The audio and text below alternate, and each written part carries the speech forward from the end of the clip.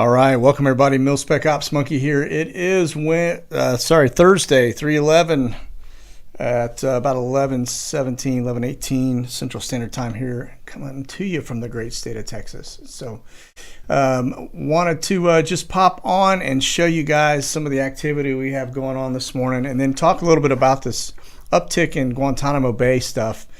But start off without further ado, we're going to check in here on our big live map. Now, I don't have persistence on. We're sitting at about 100 higher than usual in terms of aircraft activity. So we've sit about 354 aircraft up. But what got my attention this morning was we continue to see all this activity going off of now it's coming out of Patrick Air Force Base. That's going to be a C-130. But this little P-8, again, you can see it. It's out here doing some stuff off of Cape Canaveral, Port Canaveral area, and off, around Patrick. So that's all Central Florida. Still have some P3s up. That one looks like, I don't really know what that's doing. It looks like he's just shooting some patterns out south of Naval Air Station. But another P8. Now this P8 here is, looks like it's coming down out of, looks like it was doing some stuff here in Macon, Georgia, but came out of the Pax River type of area. And so, but these P8s just continue to drum up, just in this general area.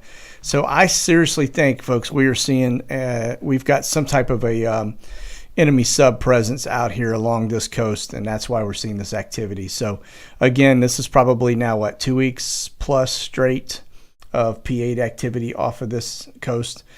We've been seeing them really down in the Bahamas area the last couple of days, but it looks like they ventured back north. So we'll continue to watch that. I just think it's very interesting that I don't know what's going on out there, but looks like we've got a 2-ship here of C-130s coming out of the Keys, headed westbound. NA call sign Jill 31. I don't know who Jill 31 is, but this other one is just NA. So but hey, that said, I did just enter persistence mode so that you saw that aircraft disappear on me. And so if you're ever in that mode where you're like, hey, check this out, and on boof, it goes away, just hit P and it'll pop back up usually. So, all right, so we're in persistence mode now, so that that'll probably start to skew our numbers a little bit as we go forward. This right here, this is, again, another one of it's a base commander.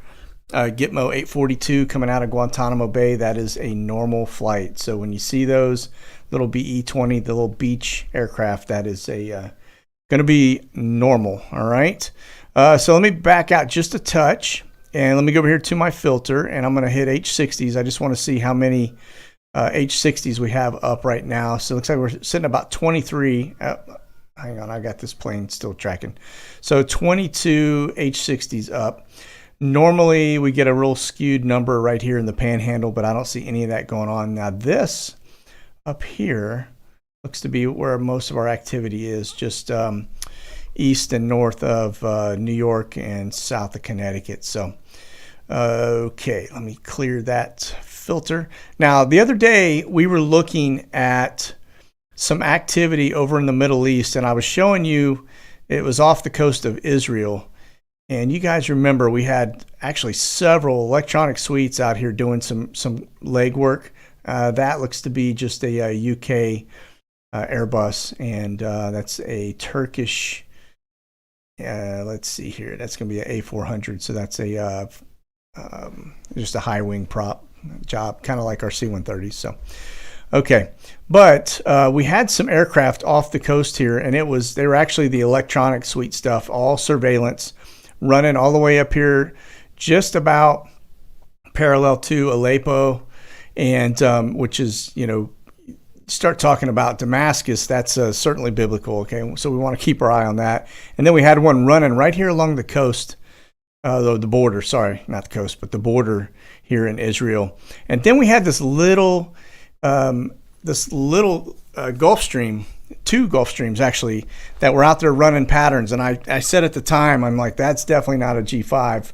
The Israelis have some pretty spiffy equipment. Now the US has some of this too, but this is kind of like one of their latest. But that bad dude right there, if you notice that little doghouse on the side here of the aircraft, as you get into it, it is a that area right here, this is a side-looking radar. And so these things have all kinds of just crazy capabilities. They've got them built into tail cones and advanced radars in the nose. And this thing is a big-time surveillance aircraft. And the capabilities, I don't know everything that it can do, but I can tell you it's probably pretty advanced. They're probably looking in houses with these things. So it's an amazing aircraft. But I just want to point that out because we were talking about it the other day.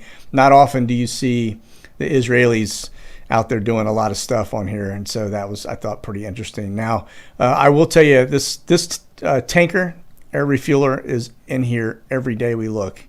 So we've got fighter presence in this area for sure, 100%. Okay, and so this guy's up just refilling fighters. He's up there every day. Here's another tanker coming out of the same area, and so I would imagine we're going to continue to see some increased presence there.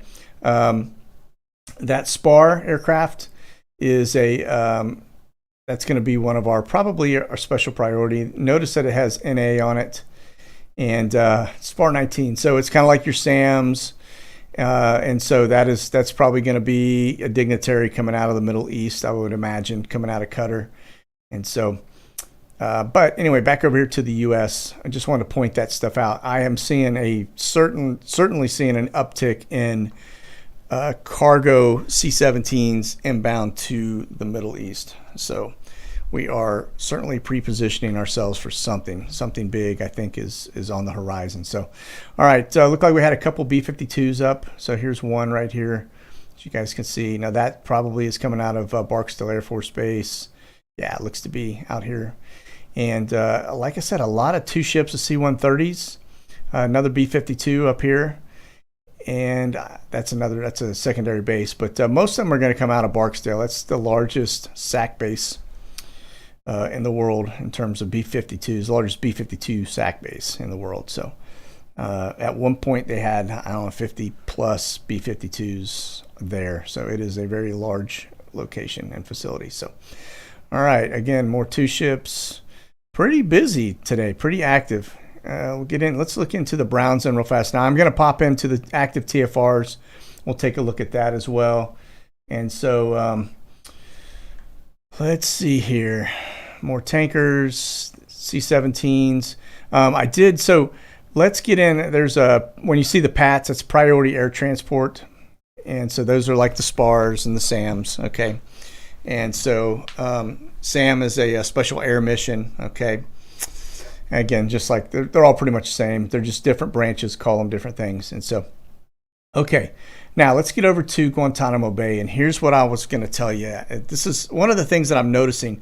Now, keep in mind, Biggs Air Force is like 17 minutes away from El Paso. Okay, as you can see at the airport right there, El Paso, Fort Bliss. They're both they're right there. I mean, and so we've seen an uptick in the Kalita aircraft going to and from that both Charleston and I think it came out of Miami too, but heading into El Paso. And so I'm starting to see a pattern kind of emerge.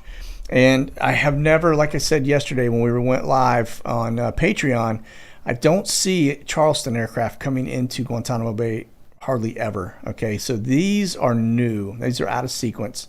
Now they could be establishing a new rhythm. I don't know, but I thought at first this is going to be troop rotations, okay? But then we had one of these that came inbound. Now, keep in mind, this is inbound, right? These are arrivals. But this plane right here actually came in from Biggs, and then it went from there to Orlando. Now, we looked at the docket for Guantanamo Bay, and I can tell you everything. So here we are on the 11th of March. As you see, this was the only thing on there docket-wise, and it's all been canceled for the rest of the month, okay? Now, if I go over to the press releases for the Department of Defense, let's see if I've got anything. Hang on, these are just going to be awards. This is all related to nothing really new. These are related to Guantanamo Bay, so I couldn't find anything as I went in. I will tell you, I went over to Carol Rosenberg's stuff too, and wasn't having a lot of luck. And her stuff was like September 14th or so it's even that is outdated. This is the closest hearing I could find, and this is I don't know, Shaka Khan, I guess. I don't know how how do you say that? But the closest hearing, and that was posted on the 8th, but that's not until May 18th and 28th. And so these are, you can see they're looking at flight schedules already around May 2nd. And so that, and May 29th. So they're going to be bringing people in way early. But that's typically when you see these upticks, you've got some type of a hearing or a sentencing or trial going on, and that's usually what we see. And those are jury pools that come out of Orlando and DC, the Brown Zone. And so, like I said, I can't find anything on it. Now let's go look. I just want to show you guys Charleston real fast, and what that really posed of in terms of the complex. Okay, so this place is a 231 acre federal complex. It has 17 government and military tenants, and it's just got a sea of things going on. But they have federal law enforcement training centers there. NOAA Corp is in there, so that's all your weather stuff. You've got it's a huge training facility, really, but you can see all this, the Seahawk Interagency Operations Center, Customs Border Protection, Immigration Customs Enforcement, U.S. Courts, Federal Probation, and Pretrial Services. But these are all academies. So it doesn't, I don't know, it just something doesn't seem right. Now, you get into the Navy, it's a joint reserve base. So there are Navy operations and Air Force operations and several others as we get in there. Army's in here. And so you've got the Corps of Engineers and transportation battalions. And as you see, Coast Guard, a lot of law enforcement, Coast Guard stuff. And then we get into Air Force, and this is all pretty much air wing, airlift stuff. So these are going to be your Reach aircraft, okay? And then over here on the naval side, this is the stuff where maybe we're seeing the connectivity between here and Guantanamo Bay. But the Naval Criminal Investigations, that's CIS, right? NCIS. Training, though, again, it's a training. Now, normally the NCIS stuff is coming out of Norfolk. So to see this uptick of these aircraft, I normally don't see them rotating that many troops at one time. It's like I said, they do rotate them a lot more frequently than most places. It's about every 3 months, according to my my Gitmo contact, or the guy that had a lot of time there. So he actually used to run the show there, so he's pretty informed. He can't share much with me, but he will tell me the rotation is about every 3 months. And so, but this stuff is just, it's interesting. I'm telling you, this is certainly an out of sequence uptick of activity that we need to keep our eye on. Now these Fort Lauderdale things that's normal. These are normal. These are little Learjet 45s. This one is normal coming from, that's going to be your Jags coming out of Jacksonville. And then, of course, Airborne Express, that's going to be a cargo coming out of Norfolk. But I'm sure there's some NCIS activity. It's these right here. And as I went over to Biggs, I didn't see any information in terms of their webpage.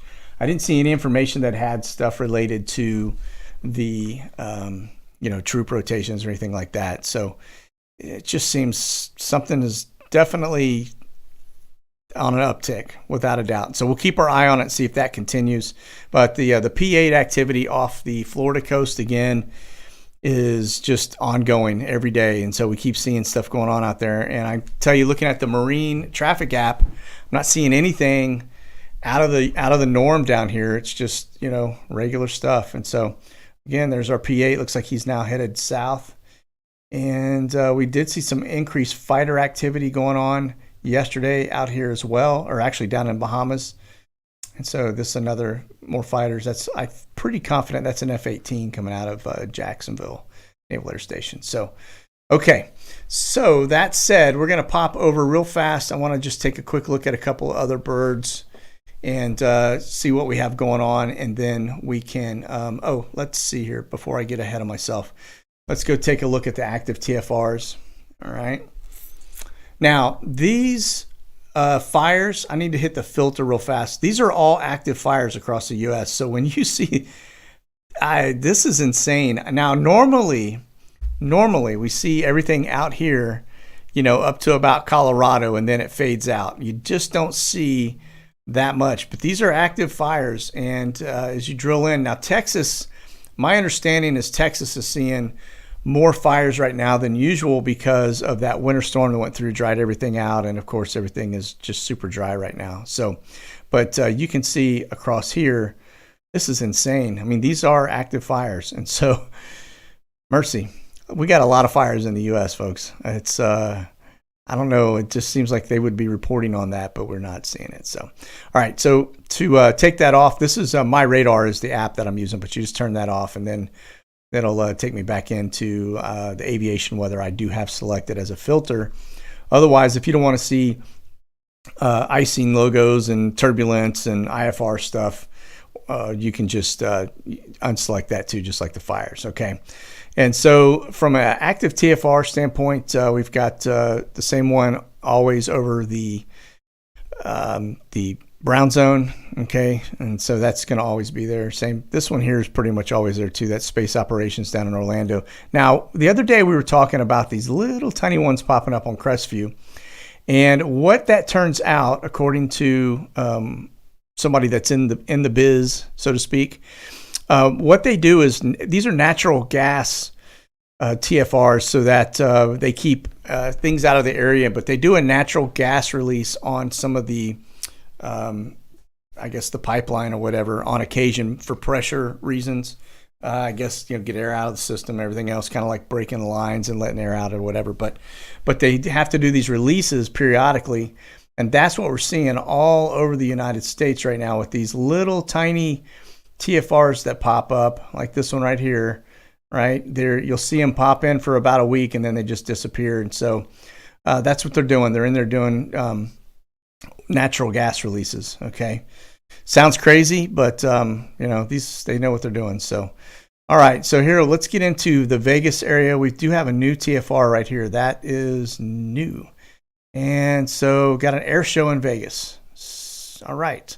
So we may see an uptick in activity coming out here because that's typically, they're going to fly a bunch of static displays. So that B-52 we saw earlier may be coming out here. And then they'll just park it so people can walk around it and look at it. So, all right, everything else looks to be normal. That's Beale Air Force Base. And nothing up here. All right.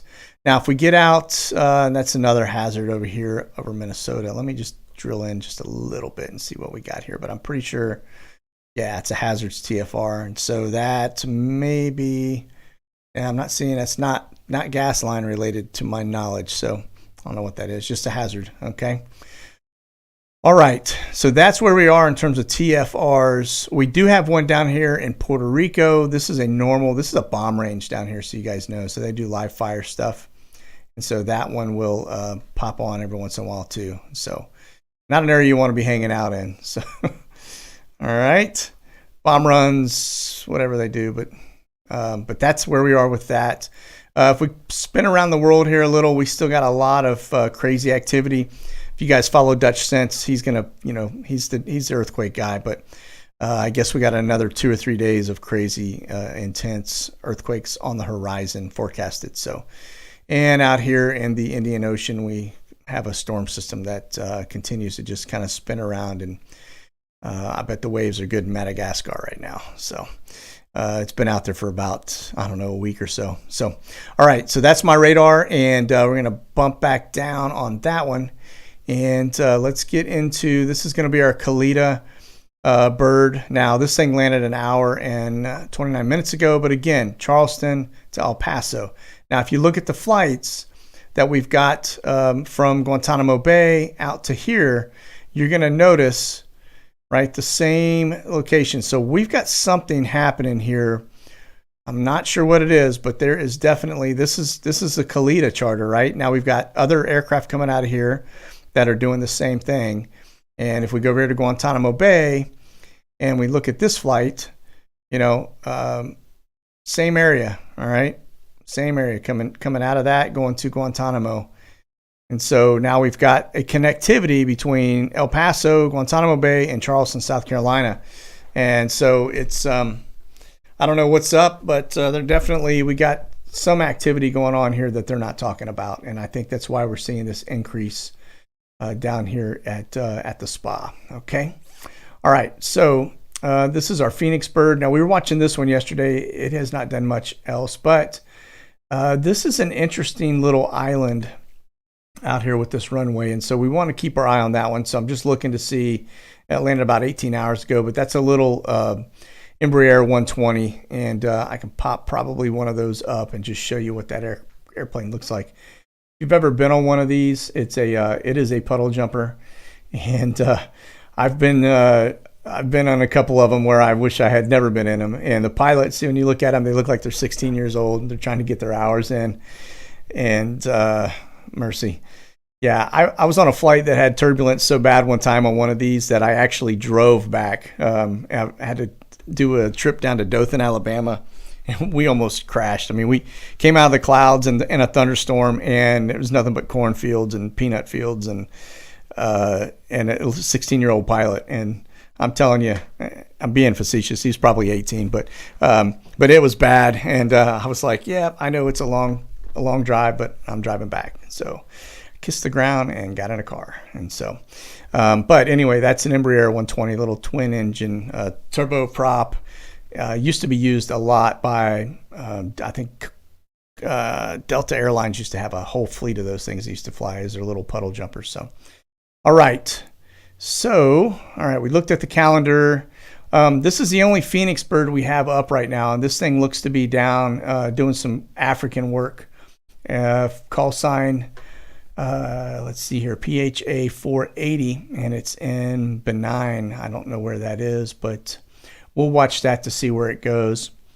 So looks like we've got a lot of agency work going on down here in that area. Now, for those not familiar, I know the Ebola stuff typically is happening all in here.